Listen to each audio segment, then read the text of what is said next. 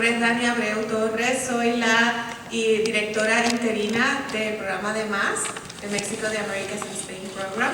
Así que en nombre del programa y de la facultad de Trinity relacionado al programa de MAS, una bienvenida para todos ustedes. Muchas gracias por venir hoy, especialmente un viernes de Happy Hour, pero para disfrutar de nuestros tres speakers. Así que muchas gracias.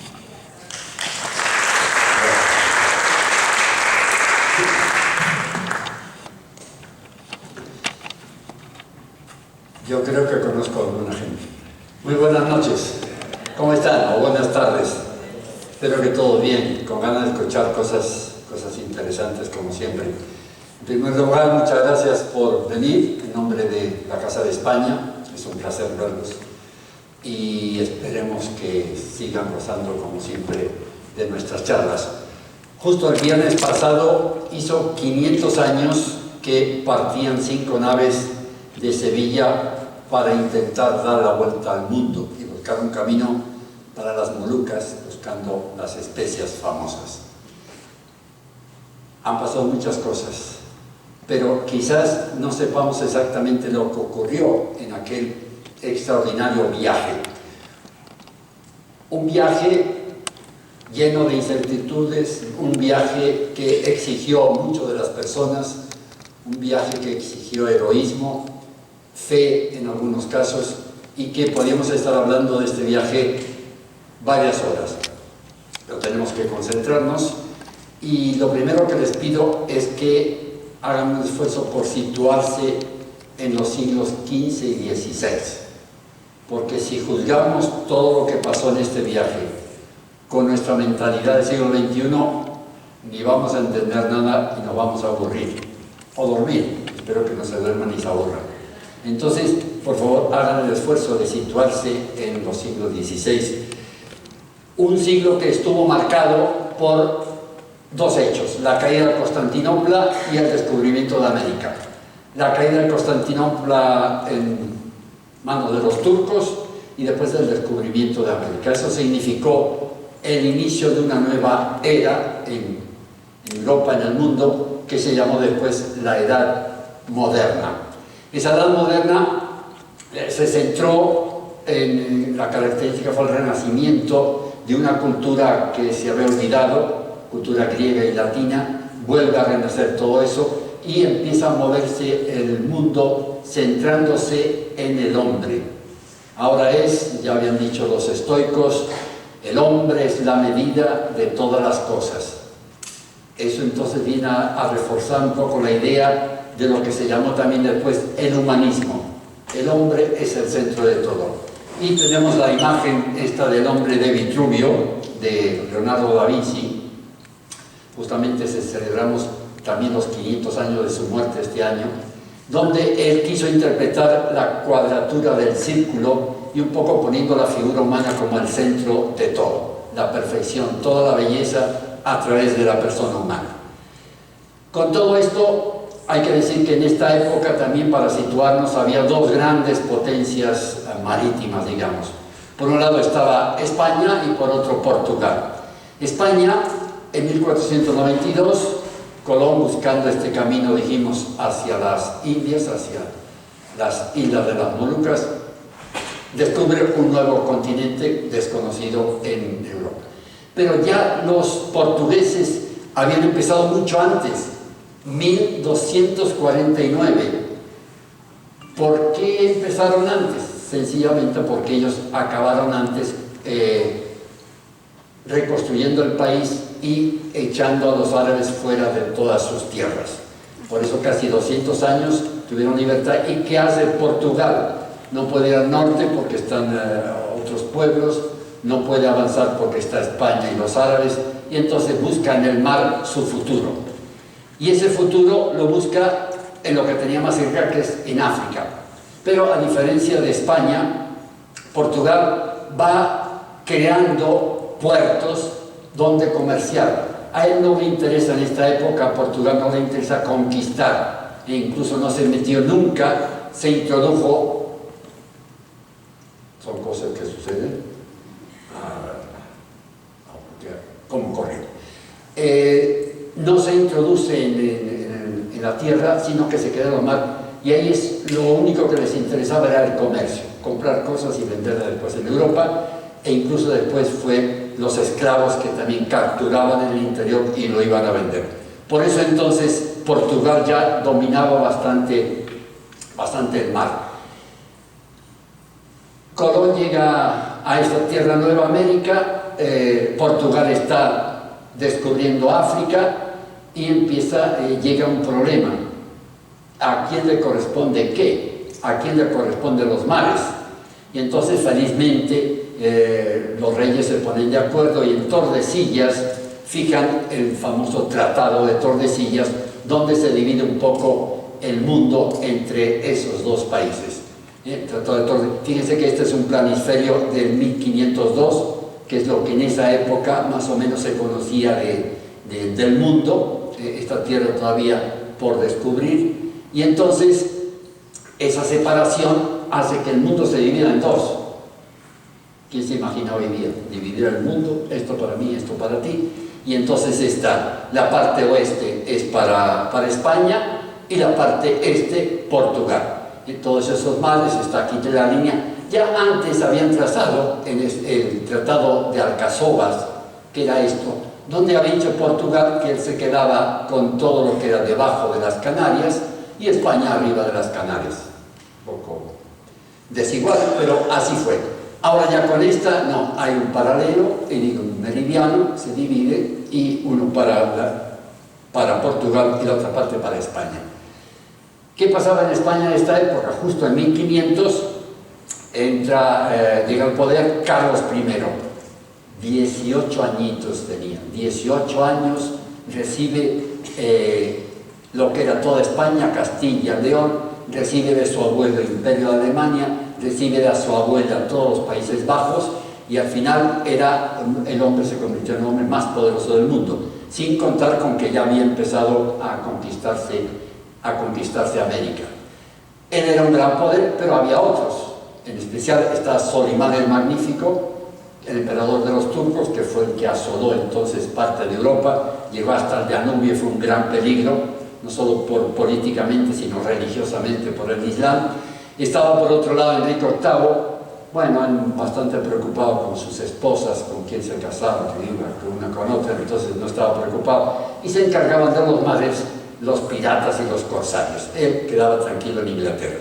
Y finalmente estaba Francisco I, ese sí, rey de Francia, que produjo el siguiente escrito famoso: el sol luce para mí como para otros. Se lo mandó al Papa reinante. Querría ver la cláusula del testamento de Adán que me excluye del reparto del mundo y lo deja todo a castellanos y portugueses. Este testamento de Adán llamaban al Tratado de Tordesillas. Se quejó, pero no consiguió nada, y sobre todo el tema de fondo de todo esto eran las especias. En las especias, estas sustancias aromáticas de origen vegetal que venían de un lugar concreto de la tierra, que eran las islas de las Molucas o las islas de las especies. No era una sola, eran más de 30. ¿Por qué era importante? Era importante porque en esta no existían, o todo el mundo era vegetariano, solo los gentes con un poco de dinero comían carne, pero esa carne no se podía conservar y esa carne se echaba a perder. Y entonces, ¿cómo poder olvidarse del mal gusto de la carne? Con las especias. En las especias llegaron a ser fundamentales. Bueno, ya desde el tiempo de los romanos traían especias de Oriente. Pero ahora ese camino famoso de las especias y de la seda, que ya había conocido Marco Polo, había traído las especias y la seda de allá, ese estaba existiendo hasta que, como vimos, los otomanos cierran aquí y dicen que por ahí no pasa nadie, y si quieren pasar tienen que pagar cantidad de dinero, porque estaba, como digo, el problema religioso también. Entonces, Europa se queda sin especias y es un gran problema. Las especias llegan a valer tanto casi como el oro. Es decir, que un paquetito de pimienta era lo que ganaba una persona artista durante un año entero. Y a veces se conservaban, los grandes capitales conservaban la pimienta como casi como monedas de oro para intercambiar cuando fuera necesario. Entonces había que buscar un camino para llegar a esas especias y evitarse el pasar por los árabes. Los portugueses, que ya dijimos le habían tocado esta parte de África y del Índico, en 1497 envían a Vasco de Gama y fue el primer. Ellos ya habían llegado por esta costa, pero como digo, habían hecho comercio. Él se dedica a dar la posibilidad de dar toda la vuelta hasta la India, hasta Calcuta. Lo logra eso en apenas 2 años y cuando llega allí, ahí empieza a comerciar las especias que la traían hasta la India de las Molucas.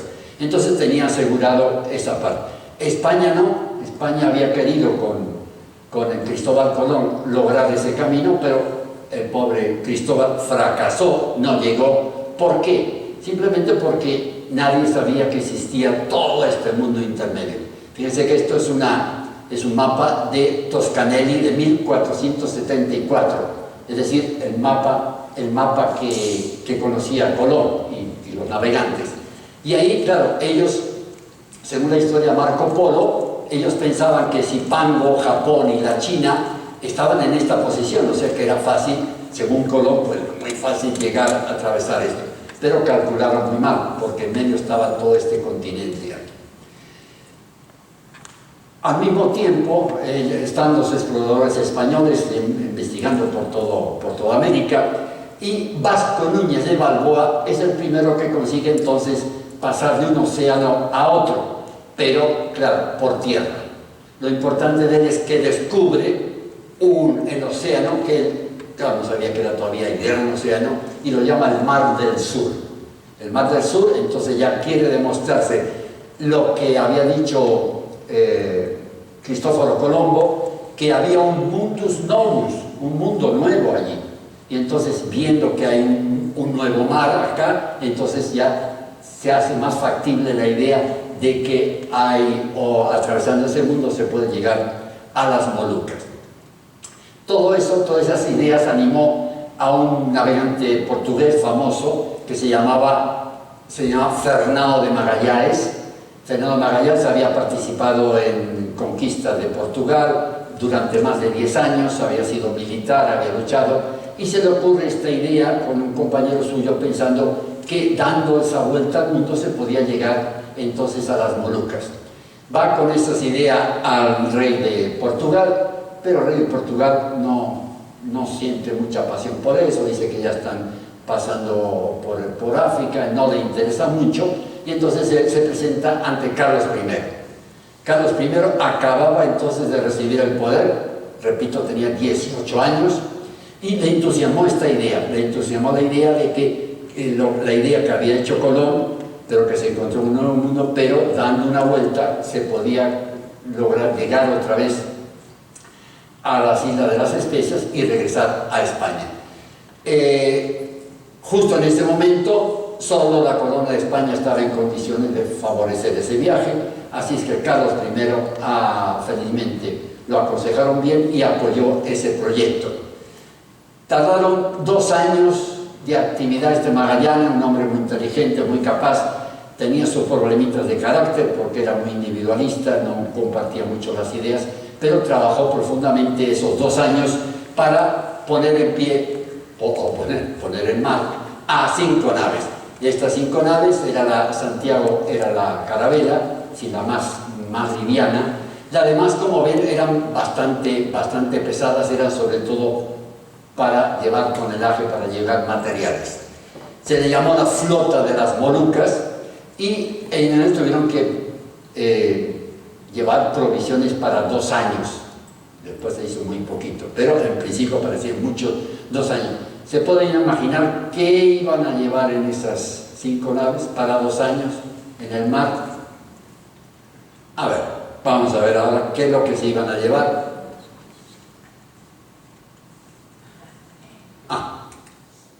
Se iban a llevar. Pues, primero veamos.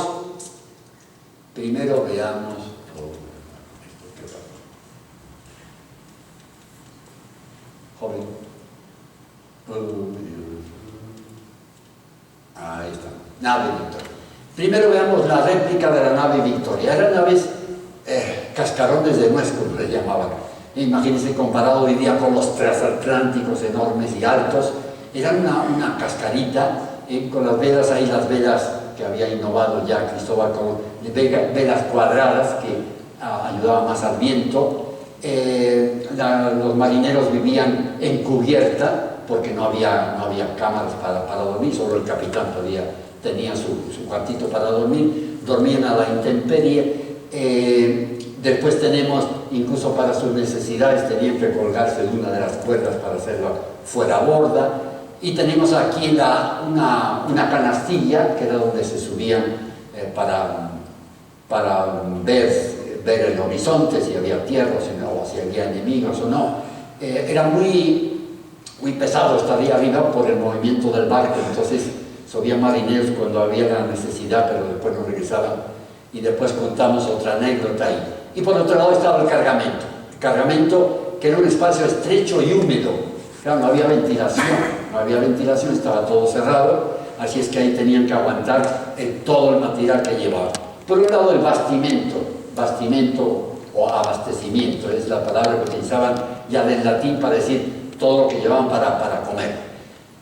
200 barriles de sardinas, 400 ristras de ajos. ¿Para qué llevan tanto ajo?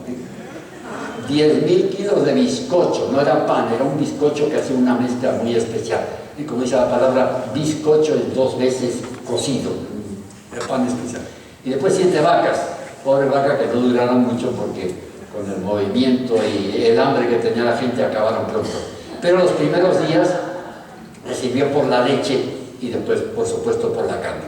Material de repuesto, maderas, alquitrán, cera, por si se averiaban, material de defensa, cañones, etc. Y además, 20.000 campanillas, 900 espejos pequeños, 10 espejos grandes, 400 docenas de cuchillos, que por cierto dicen que eran cuchillos alemanes de mala calidad. ¿Por qué llevaban tanto? Magallanes había estado 10 años bordeando el África, había llegado hasta partes de la India y sabía que no iban a llevar joyas ni regalos grandes, sino estas cositas que a los autóctonos, a los indios, les encantaba. Y después veremos que fue muy interesante eso. En el viaje se suma a ellos el famoso Antonio Pigafetta. Antonio Pigafetta nació cerca de Venecia, era un hombre típico del Renacimiento, enamorado del mar, enamorado de la aventura, entonces se se incluye en esta flota como observador, tuvo que pagar algo, o sea, no participaba en la marinería, pero él fue el que escribió todo el viaje y tuvo el detalle de día a día, iba llevando la crónica del viaje y fue muy interesante. Después, por supuesto, publicó el libro Relazione del primo viaggio intorno al mundo, que fue famoso en esa época porque contó el detalle cada día, no iba inventando como Bernal Díaz del Castillo, que 50 años después escribió, no, él iba cada día detallado y eso ha sido muy interesante para ver todos los aspectos de clima, flora, fauna, habitantes que iba contando y que si no se hubiera sabido de todo eso. Había otros dos que también relataron el viaje, fue Francisco Albo, pero fue solamente la parte técnica del viaje y fue muy interesante después porque todos los marineros pudieron hacer eso, ya que hablaba del cielo, las estrellas, el mar, las olas, los vientos, etc. Y en fin, Juan Sebastián Elcano, que cuando llegó de regreso escribió una larga carta a Carlos I, dando muchos detalles que han sido muy interesantes. A todos ellos como personaje importante, Juan de Cartagena, porque hay que tener en cuenta una flota pagada por España, por los españoles, por el rey, pero comandada por un portugués. Y eso se imagina, de luego, pónganse el siglo XVI, con las enemistades de Portugal y España, eso a la marinería, a los demás no le gustó mucho. Entonces Carlos I, sobre todo el obispo de Fonseca, que fue uno que apoyó mucho que fueran todos españoles, puso a este Juan de Cartagena como el observador, como el segundo de a bordo para que controlara un poco la situación y después veremos qué mal le fue. Estamos en Sevilla. Sevilla en esa época era la capital marina del mundo, era la más activa por todos los barcos que llegaban de las Américas y ahí estaba la casa de contratación. Casa muy importante porque todo lo que se refería a América tenía que pasar por esa casa. Ahí sí se acuerdan cuando hablamos de Cervantes, cuando regresó entonces de la cárcel de Argel, no tenía trabajo, se presentó allí a ver si podía ir a América, tenía 33 años y le dijeron: mire por aquí a ver si le pueden hacer el favor. Así le despidieron diciendo que no tenían nada que hacer en América. O sea que era muy importante esa casa de contratación, y después sabemos que ahí venían todos los documentos de Indias, están ahí en el archivo de Indias, por si les interesa consultar.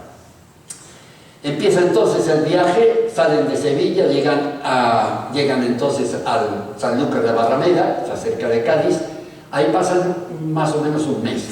De nuevo viene la idea de que Portugal, cuando se enteró de que ya estaba la flota de 2 años, de que la habían preparado, empieza a temer que realmente consigan llegar a las Molucas dando la vuelta. Entonces hacen todo lo posible para que naufrague este viaje, para que no sigan.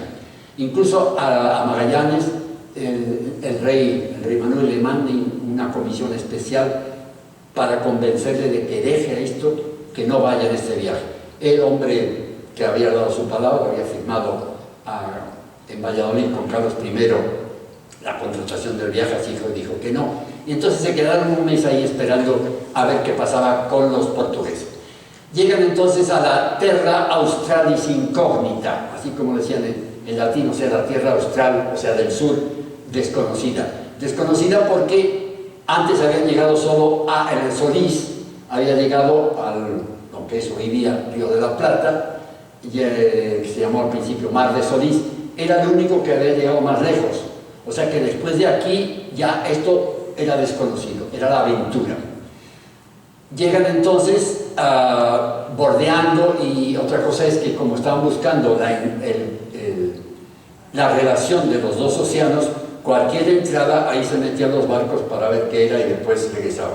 Así, por ejemplo, en el río de Solís estuvieron recorriendo 300 kilómetros, ya que es la desembocadura del río de la Plata, es enorme, más grande del mundo. Se metieron, estuvieron un mes perdiendo tiempo porque no lograron nada.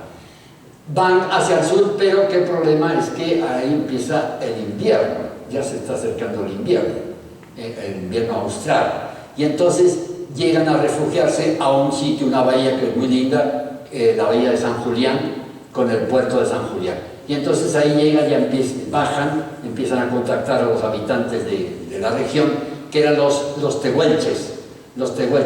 Y cuentan la leyenda que al parecer vieron primero unas huellas de pasos muy grandes, y después los vieron aparecer. Bueno, el mismo Pigafetta lo dice: un día se nos presentó un hombre de estatura gigantesca. Entonces esa imagen lo llamaron los patagones, los patones, en portugués, patones, y ahí se quedó el nombre hasta hoy día, la Patagonia. Ahí también fue interesante porque fue la primera vez que se dijo misa católica en suelo ya territorio que fue argentino, y también donde por primera vez en la historia en Sudamérica se mandó a alguien al carajo, con perdón de las señoras.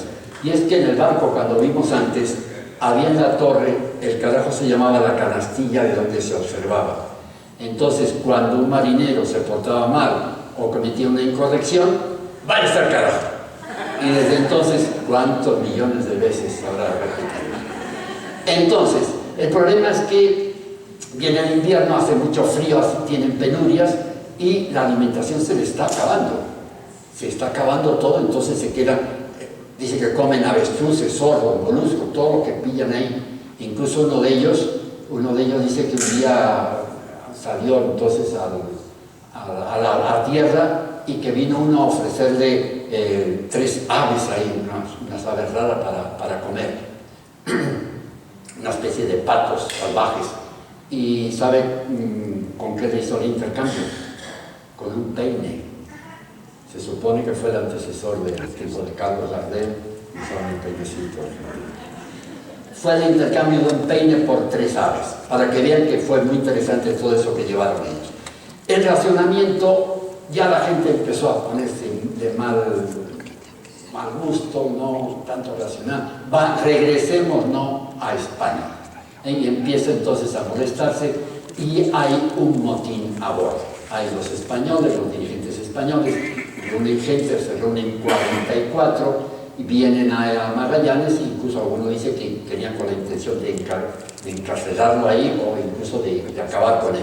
Muy astuto Magallanes, logra convencerlos, los reúne y cuando están reunidos los atrapa a todos ellos y sobre todo eran 44, a 4 de ellos los condena. El primero era Juan de Cartagena, y se acuerda el inspector el que había mandado Carlos I para controlar un poco cómo lo había nombrado Carlos I, qué hacen con él, y un fraile lo dejan en una isla, le dan la bendición y ahí se quedaron por la eternidad. A los otros los condenaron a muerte. Eso hizo que entonces los españoles quedaran con Magallanes un poco descontentos de su carácter y de que hubiera acabado con los jefecillas de ellos. Ahí empiezan los problemas, salen de ahí, ya acabó el invierno, pero hay los problemas de mar. Y ahí Pigafetta recuerda la famosa frase que era un lema de los marineros: navegar en necese es vivere, no es necese. O sea, lo importante es navegar, para ellos es la pasión. Y de nuevo es meterse en esa época, siglo XVI, los marineros eran gente de mar, gente que no le importaba los problemas, era la aventura, era avanzar, es ver cosas nuevas, estaba todo por descubrir. Justamente ahí, saliendo del mar, la nave Santiago naufraga y ya se quedan con una nave, menos se quedan con 4.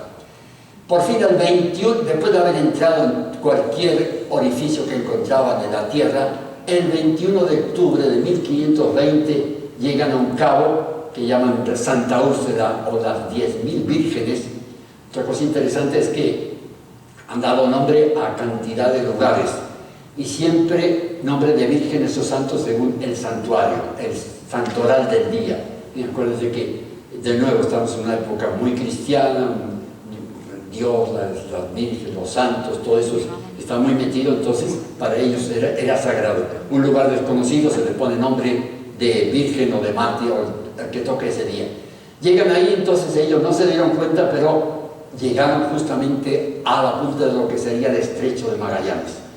Fíjense que hoy día dicen que también no es fácil pasar este estrecho, hay tormentas, hay movimiento, hay muchas rocas, tienen mucho cuidado para navegar. Y fíjese además todo lo que eso implicaba. Como dijimos, cualquier entrada para ellos era una posibilidad o sea que esto era un jeroglífico de islas, islotes y demás. Tardaron 38 días en pasar este estrecho. Y ahí aprovecharon entonces también para ir descendían en alguna de las islas.